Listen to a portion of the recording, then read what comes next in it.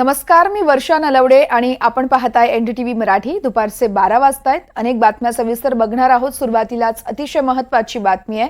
नाना पटोलेंनी मुख्यमंत्री व्हावं अशी मागणी नागपुरात काँग्रेसच्या बैठकीत झाली आहे। मात्र दुसरीकडे नाना पटोलेंच्या सीएम पदाला अंतर्गतच विरोध होतोय का अशी ही चर्चा सुरू आहे। कार्यकर्ते उत्साही असतात। उत्साहाच्या भरात पटोलेंनी मुख्यमंत्री व्हावं असं म्हणाले असतील, मात्र मुख्यमंत्री पदाचा निर्णय हा हायकमांड घेते अशी भूमिका बाळासाहेब थोरात यांनी मांडली आहे।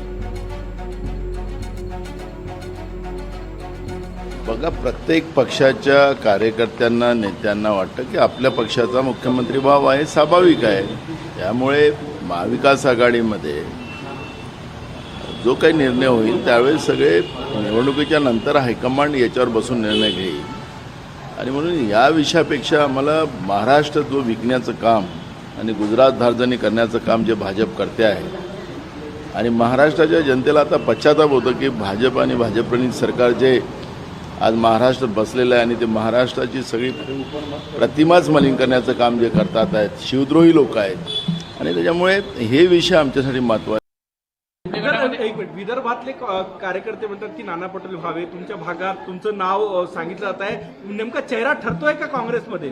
असं काही चर्चा मी स्पष्ट सांगितलं आहे की आमच्या प्रत्येकाचे उत्साही कार्यकर्ते असतात, त्यांच्या अपेक्षा असतात। शेवटी राजकारण हे महत्वाकांक्षेवर चालतं, त्या पद्धतीने त्यांची ती महत्वाकांक्षा असते। त्यामुळं आणि सगळीकडे आहेत, हे सर्व पक्षात आहेत। आमच्या म्हणजे आघाडीमध्ये चालू असते चर्चा का मुख्यमंत्री आघाडीचा झाला पाहिजे। तुमच्या कार्यकर्त्यांची इच्छा आहे की तुम्ही मुख्यमंत्री व्हावं? ही साहजिक गोष्ट आहे की कार्यकर्त्यांनी ती अपेक्षा करणं वावगं नसतं, पण आमचा जो निर्णय होईल तो आघाडी म्हणून होईल।